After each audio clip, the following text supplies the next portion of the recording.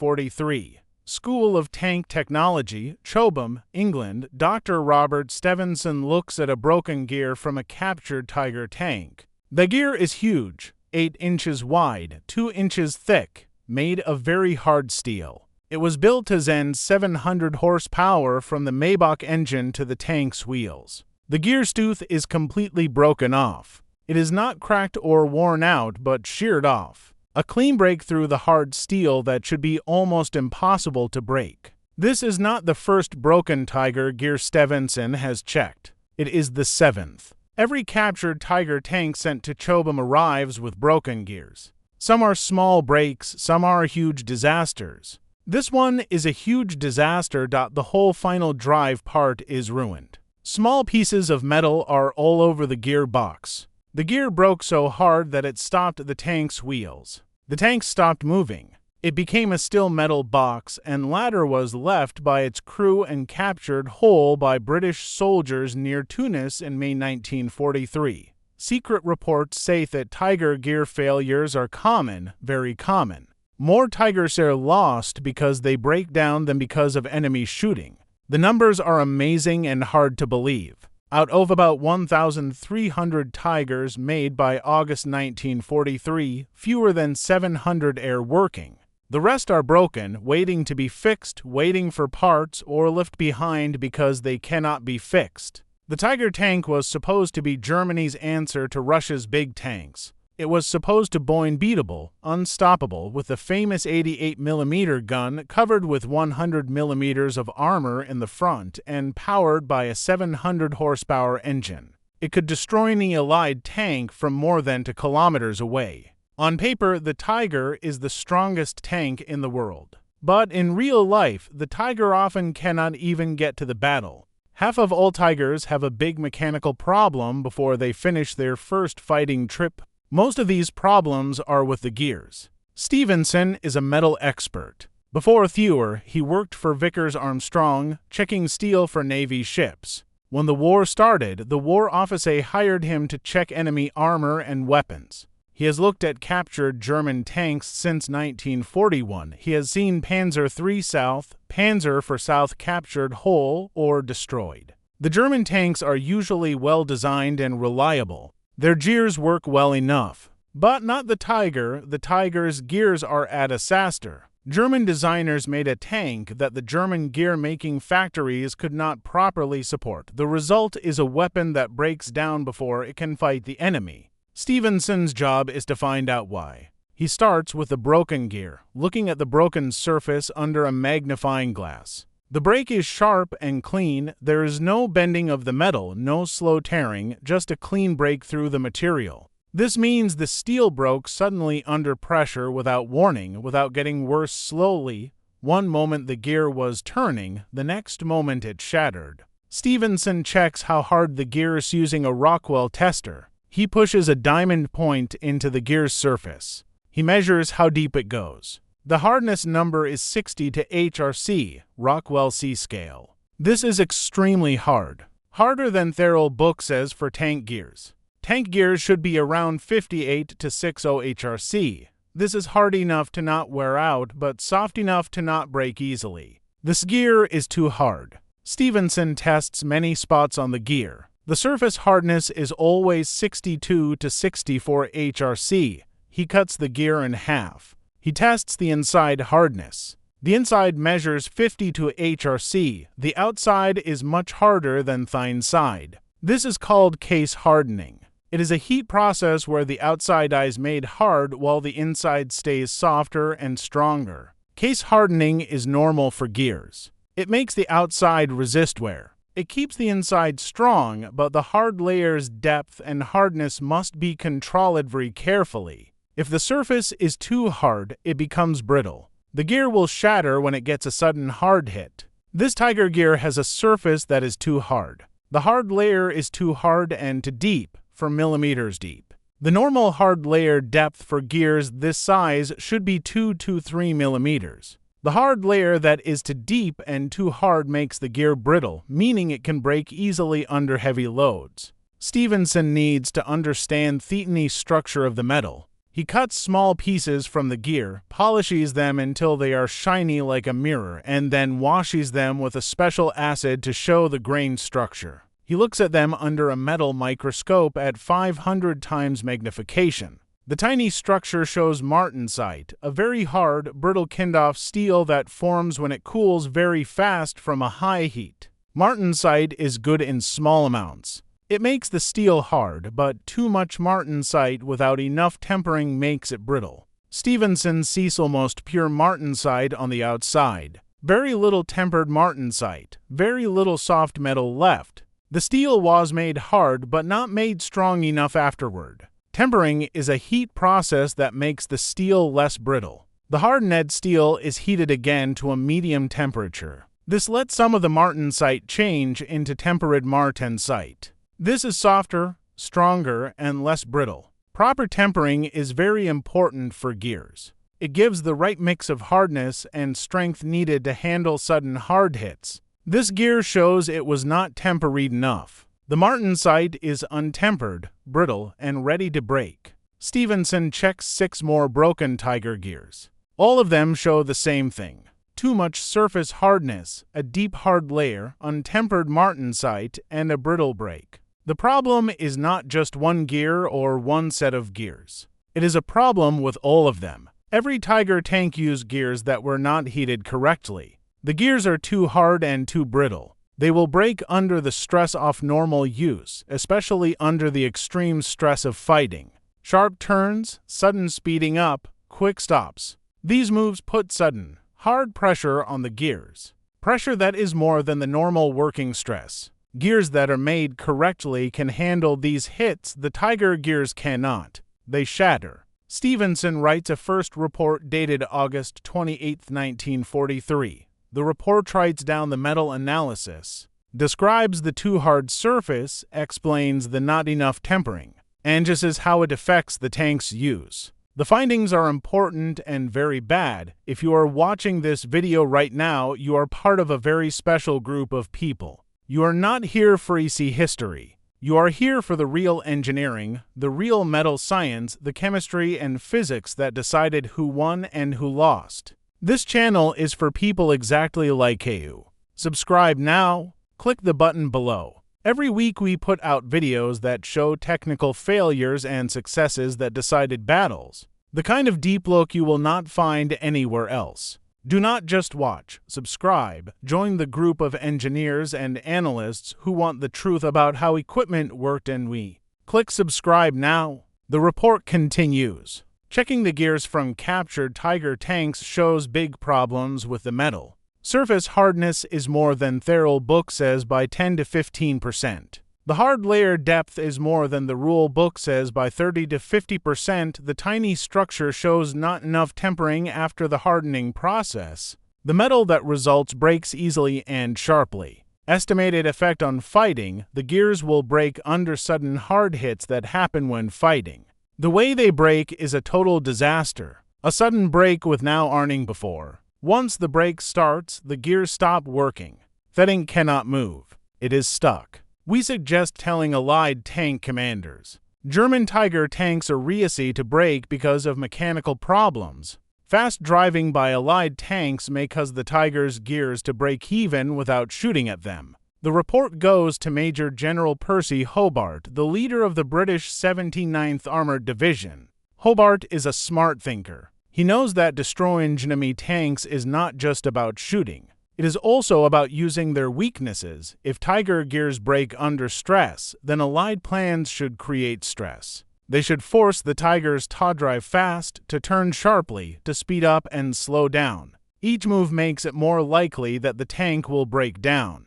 Hobart sends Stevenson's report to tank commanders. It is marked secret, only a few people get it. The report includes ideas for fighting. When fighting Tiger tanks, try to make them drive fast and hard.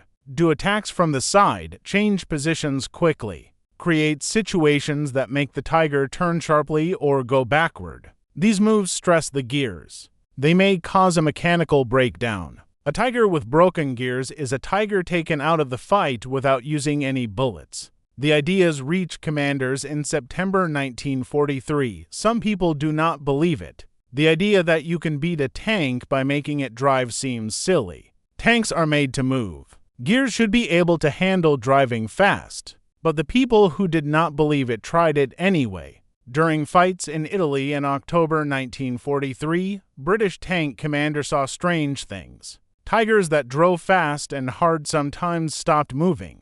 They were not destroyed or burning, just stopped. Crews left them. Later checks showed the gears were broken. The same thing happened again. Sicily, Italy, Normandy. Tigers break down during fighting much more often than normal. German reports after the battles talk about the problem. The fight. They blame it on stress of fighting, on bad maintenance, on not enough spare parts. They do not know the real reason is the metal, that a heat process is wrong, that every Tiger gear system is a mechanical time bomb waiting for enough stress to cause a total disaster. Stevenson keeps checking captured Tigers from 1944. He looks at the gears from tanks built in different months in different factories. The problem is the same. All of them are too hard. All of them were not tempered enough. The problem is not just one factory or one group of tanks. It is a problem with all Tiger production. The question is, why? Why would Germany build gears that were not heated correctly? Germany has good metal experts. They know how to heat treat steel. The problem is not a lack of knowledge. The problem is a lack of time. The German war machine needed tanks fast. The Tiger was a new design. It was a very complex tank. The gears were made by many different companies. The German government put pressure on these companies to make them faster. The heat treatment process for the gears is the slowest part of making them. It takes a long time to heat the steel, to cool it, and to temper it correctly. The factories cut corners. They skipped the tempering step or did it too quickly. They made the steel hard, but they did not make it strong. They traded strength for speed. They made a gear that was shorter than the rule book said, but also more brittle. They did not think the small change would matter. They did not know that the small change would be the tank's biggest weakness. Stevenson's report goes all the way up to the heist letters. It changes how the Allies fight the Tiger. It gives Allied tank crews a new way to fight, not just with bullets but with driving. The knowledge that the Tiger's gears are weak is a powerful weapon. It is a secret that the Germans do not know the Allies have. The Germans keep building Tigers with the same bad gears. They keep losing tanks to mechanical failure. They keep blaming the crews, the maintenance, the lack of parts. They never find the real problem. The problem is in the metal. The problem is in the heat treatment. The problem is in the rush to build tanks too fast. The Tiger tank is a perfect example of a design that is too complex for the factories that make it. The engineers designed a tank that was too good for the people who had to build it. The Tiger is a mechanical marvel, but it is also a mechanical failure. The story of the Tiger's gears is a story about the importance of small details. A small change in the heat treatment process made a huge difference in the war. A small change in the metal made the most feared tank in the world easy to beat. The lessons from the Tiger's gears are still important today. Every time a new machine is built, engineers have to balance speed and quality. They have to make sure that the parts are made correctly. They have to make sure that the small details are not forgotten. The Tiger tank is a warning that a great design can be ruined by bad manufacturing, a warning that the small things matter. The Tiger tank that is in the Bovington Tank Museum in England is the only one that can still drive. It is a very special tank. The museum's engineers know they are running a machine with a built-in weakness. The gears are the original ones. They were heated incorrectly and they can break easily. The tank runs because it is driven slowly. In a real fight with heavy loads, it would break quickly. This proves that everything Stevenson found was true. The Tiger's gears were not good enough for fighting. They could not handle the stress of battle. They broke often and just as expected. The tank that looked unbeatable was weak inside. It was crippled by its own drive system. This weakness could be used by the enemy. Allied commanders who knew about it could use plans that stressed the Tiger's gears. They forced the tanks to drive fast, to make sharp turns and speed up quickly. Each move brought the gears closer to breaking. Some tigers were beaten without a single shot being fired. They were beaten because their own gear shattered. They were beaten by metal science. Stevenson's checkup made this possible. It made commanders aware. It gave them the confidence to drive hard against tigers, knowing the tigers might break down under stress. That feeling of being stronger mattered. It made Allied tank crews less afraid. It made them more willing to fight, knowing the unbeatable tiger had a weak spot. It had a gear system that could break completely. It had gears that could shatter. Stevenson died in 1989 at the age of 85. His death notice in the Times newspaper mentioned his teaching job at Imperial College. It mentioned his help to metal science. One sentence mentioned his work during the war. It said, during Thawer, Professor Stevenson helped with checking military equipment, no details. No mention of tigers. No mention of broken gears.